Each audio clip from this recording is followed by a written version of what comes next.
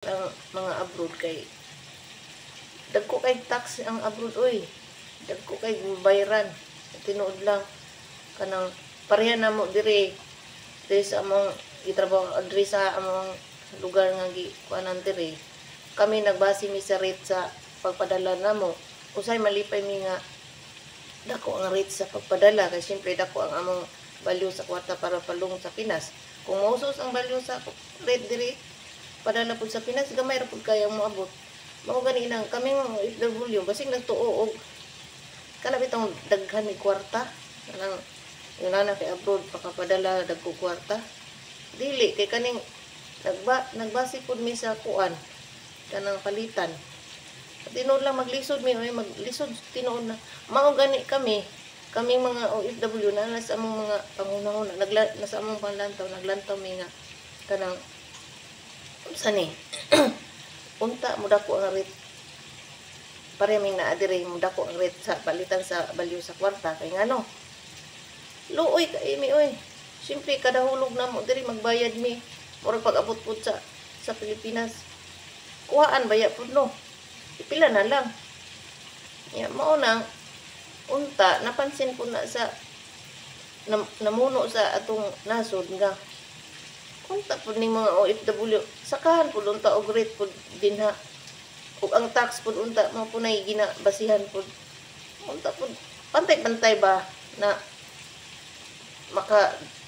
makatabang mi sa inyo makatabang puno sa amo ana ragod mao man kasagaran gyud sa tinud lang ako nagkuan lang ko may kasagaran nga kaning ginakuan sa mga OFW nga ang rate ang value sa kwarta yung ipalit na kanang ipadala na siyempre kwarta sa nasod nga imong gitrabuan tapos i-rate og padulong Pinas ikambyo mao nay among ginakuan diri kay ngano sa pait oy tuo mo abroad nga abroad okay kay ang abroad mao na din na kung ang wala pa naka-abroad pag abroad makaingon jud na makatesting nga maka-abroad makaingon jud na nga inani ding abroad mas lisod tinudahan naa kay sweldo kada bulan sweldo nimo kuno hay dako kag kunay pila imong kwarta pero sa tinuod lang lisod gyapon okay lang siguro tong nakapundar na ay mga kwarta na ay mga napundar na sa ilaha kay mas maayo pero kaning nagsugod pa lang niya naning kamot unya pait sa Pinas ikaw rin sa ligan isa mo og kapait tinuod lang unay angay pod na kuan na usahay pod ang mga OFW nanginanglan po na og tabang gikan pod sa gobyerno mabitaw atong una daghan kay OFW nga nalain or mura bag nasubo ngano pareha sa katong ipang tabang sa mga tao dito sa Pinas katong pareha nang basta na mga hinabang nga nadawat din ha pareha na ako pareha sa amuan ay mga akong mga kaila mga amiga gipangkuha sa gitanggal sa mga ingon na kay kuno abroad unsa day na sa abroad nag-abroad ang tao tungod sa kapait naningkamot ang tao tungod sa kapait tapos nalipay na gani na kay naka-abroad na ko na ay hinabang gikan sa kuan makatabang madugangan inana ba pero wala man hinong tagaig kanang importante kay ngano ipangtanggal naman hinuon mi mga abroad giwad-an naman hinuon mi sa among ang bahin ang inana mao na dinha na isa po na nga usay po makahunahon na po ang tao na mao di ay ana nganong tanggal-tanggalon ta unsa data dire abroad nakakwarta na ta nya di ay tumas kami ang nakatabang og dako tapos fair lang na kami pud matabangan pud mi bisan sa ginagmay una na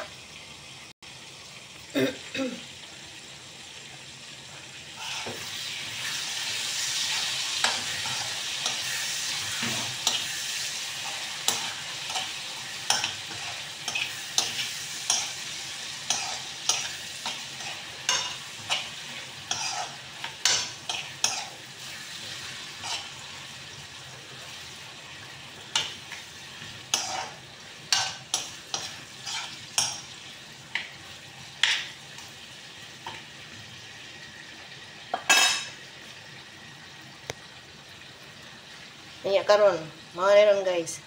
Sa sitwasyon karon sa mga panghitabo, murag nahisgutan man gyud ang mga OFW ani karon. Kay tungod sa ingon ani nga mas kami ang dako og tabang sa atong nasod.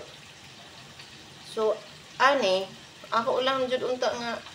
kana bitong dili pabugatan ang mga OFW gyud.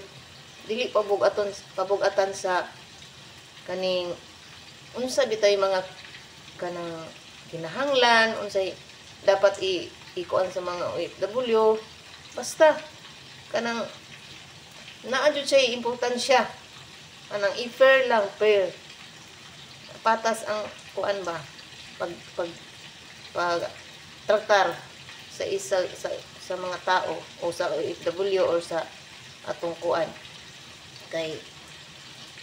isa pod ako kung nakuanan ka ng unta bahin pod sa kanang usahay na may mga na may hinabang yun pod usahay nga ako makuanan na may mga hinabang para sa mga OFW, mga inana kana bitang kung ihatag man ang mga hinabang wala nay lisod-lisod. Dili na pahirapan pa kung ihatag para sa iya, nakapangalan sa iya. Ihatag. Ayo na daghan og daghan pa siya og kanang kuti-kutihon bitaw kanang daghan pa kinahanglanon para sa iya para makuha niya ng hinabang nga para niya. Kay kami baya sa tinud lang sa among pagtabang unsa man ang number 1 nga pagtabang namo kanang among pag renew sa mga among mga papilis nagbayad mi kanang ang pagulo gwata nagbayad mi ngano sa tinuod lang pagdawat ana sa among mga hinaba sa among tabang kay siyempre nabal-an naman na karon kami dako og tabang si sumao na dinha nagikan na di tanan pag-renew sa passport paglihok sa papel pag tanan unsay among mga lihok mga papel unsa among kuan sa pag-abroad na mo o naa nami diri nagulog di kwarta unsay among ginabayran diri naa na siya tanan mao na nay bali among tabang sa ingon-an ang sitwasyon diretso gani imi nga unsa ni naa na gani nahatag na dayon wala mi daghang kuan wala mi mga papel-papel nang ipangpirmahan ipang-fill-upan naa na dinha pagbayad na mo naa na dinha asa na nadulong naana na din na wala mi kaming mga parera mo OFW wala mi na yun na kani pirmahan na ipapil mauni mauna nahatag na namo nahatag na dahil kami pod mga OFW pod ayaw mi ninyo lisod-lisod kung naami bali ihatag nga hinabang para sa mo ako lang din point ka na bitong dang pilapan kinahanglan ka ani kani mga papel, mga unsa pa din mga balid-balid din ha. Hasol kaayo. Kung ihatag sa imong pangalan diretso, unsa lang importante lang na kay ID mao na. Dili kay fill up. Daghan pagkaayo kag kanang gamon pang mga unsa-unsa. Na usahay pa dili katagaan kay kanang unsa na diha. Wala mao. Bitaw guys, oy kana bitong gisulti lang nako ba kung unsay akong murag nasa akong kuan bitaw gyud na murag na nabati nako ba unsay kanang akong nakuan gyud mana insulti lang basta happy birthday sa birthday sa karong adlaw wala ta na sukuhan sulti ra ta kanang happy birthday bitaw sa tanang nag-birthday karong adlaw hinaut pa nga kana bitong i-bless mo sa Ginoo tagaan pa mo yung panglawas o basta Ginoo magampo pirmi unya basta sa tanang kalisod kung magampo jud ka sa Ginoo mahatag jud na ana lang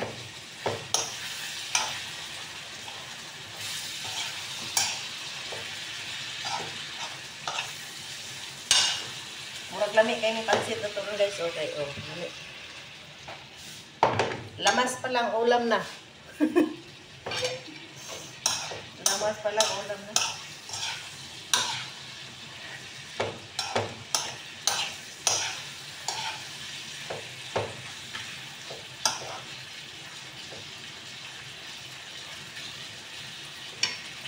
tinuod lang bitaw murag nag kanang kita man tud tanan kana bitaw mga Pilipino ra man kita tanan bitaw pero mura ba kana bang ga mura ga unay na ba sa sitwasyon ngayon ana nga mura ga samok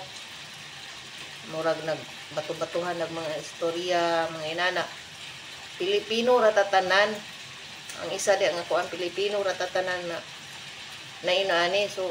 siguro kung na may inaani nga kuan na may sulbad pero dapat unta yun ani malinaw na unta kana bang masulbad ang problema sa isa't isa kanang